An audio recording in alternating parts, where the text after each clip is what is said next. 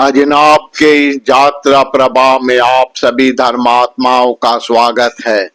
भारत धर्म यात्रा पर महाभारत को विस्तृत रूप से निरंतर प्रसारित किया जा रहा है। प्रस्तुत है महाभारत की 43वीं कड़ी।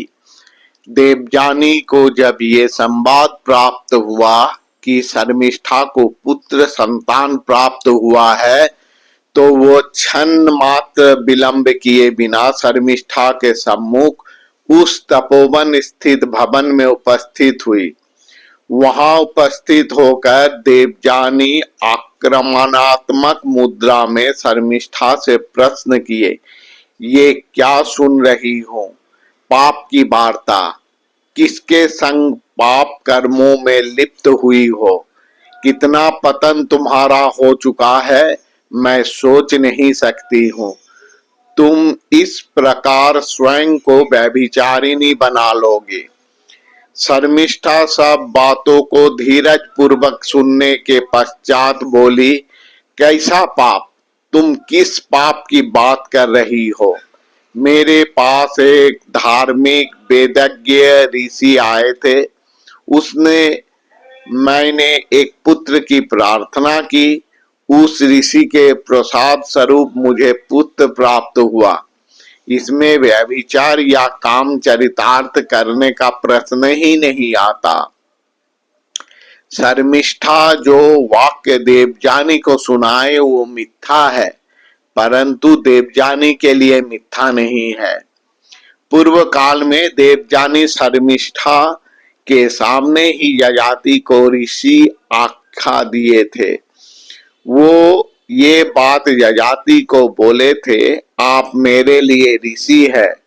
इसी बात को आधार बनाकर शर्मिष्ठा भी ययाति को ऋषि के रूप में वर्णन कर दिए।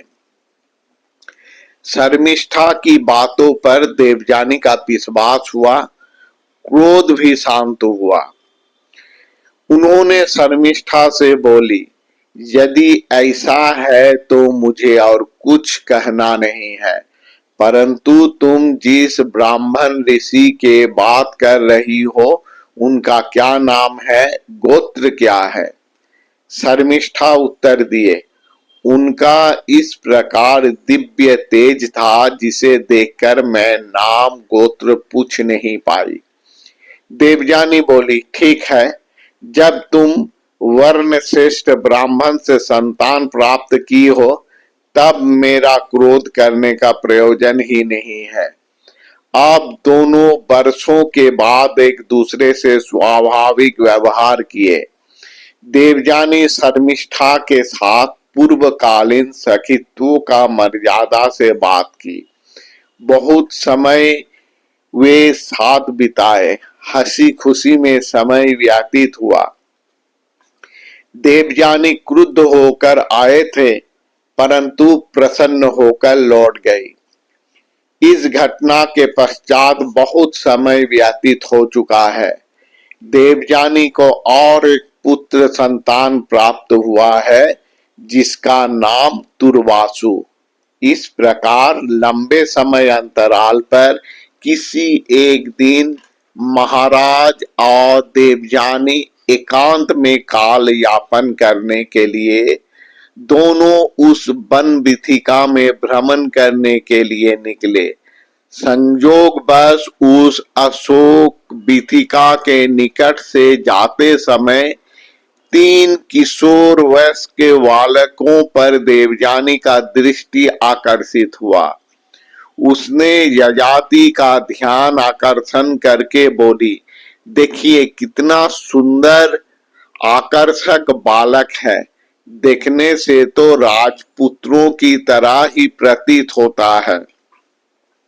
उन्होंने बालकों को संबोधन करके पूछने लगी, पुत्र कौन हो तुम लोग? तुम्हारे पिता का नाम क्या है? कौन सा वंश में तुम्हारे जन्म हुआ? बालकों ने ययाति की ओर दिखाकर बोले, यह हमारे पिता है और वो दूर खड़ी हमारी माता। शर्मिष्ठा की ओर दिखाकर बोले, क्षण भर में देवयानी के सामने पूरा विषय ही स्पष्ट हो गया। क्रोध से वो अपने आप पर नियंत्रण खो दिया और शर्मिष्ठा के निकट जाकर अति कठोर स्वर से बोली, तुम मेरे ही दासी होकर मेरे समकक्ष बनने का प्रयास की हो। तुम में लज्जा संकोच कुछ भी नहीं है और होगी भी कैसे। आखिर तुम असुर की कन्या जो हो। छल मिथ्या तुम्हारे अंदर भरा हुआ है। तुम मुझसे मिथ्या बोली थी कि एक ऋषि तुम्हारे निकट आए थे। इतनी बातें सुनने के पश्चात शर्मिष्ठा दृढ़ता के साथ उत्तर दिए, ना तो मैंने मिथ्या बात तुमसे कही, ना ही मुझे लज्जा होने का कोई आवश्यकता है। स्मरण करो, महाराज जजाति को तुम ऋषि संबोधन की थी। तुम्हारा कहना था महाराज जजाति तुम्हारे लिए ऋषि ही है, तो मैं कहाँ तुम्हें मिथ्या बोल दी कि मेरे सम्मुख एक ऋषि आए थे और फिर मैं तुम्हारे दासी हूँ। मुझ पर तुम्हारा अधिकार के साथ साथ तुम्हारे पति का भी अधिकार स्वतः ही हो जाता है। तुम महाराज जजाति को मेरा परिचय देते हुए बोली थी, ये दानव राज की पुत्री मेरा दासी भी है, सखी भी है। मैं उस सखित्व का अधिकार से महाराज को स्वामित्व के पद में वरण किया। तुम शांत होकर सोचो, मैंने गलत कहाँ की है।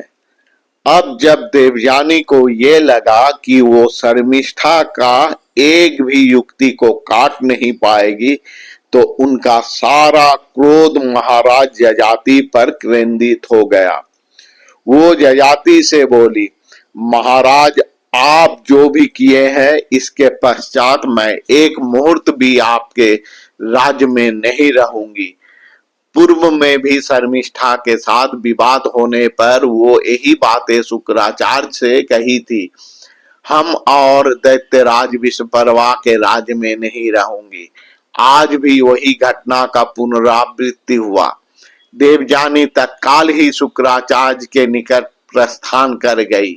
साथ ही साथ यजाति भी उनके साथ जाने लगे, उन्हें समझाते हुए।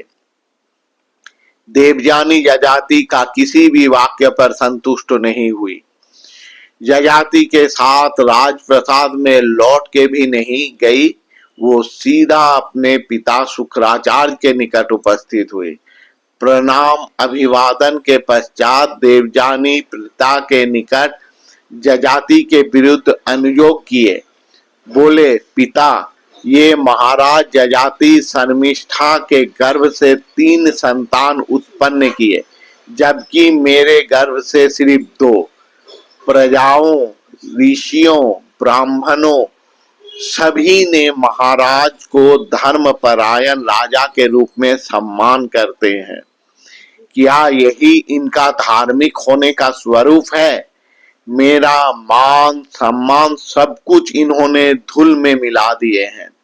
मैं इस प्रकार मेरे प्रति किया गया अपराध का विचार प्रार्थी हूँ पिता, आप न्याय करें।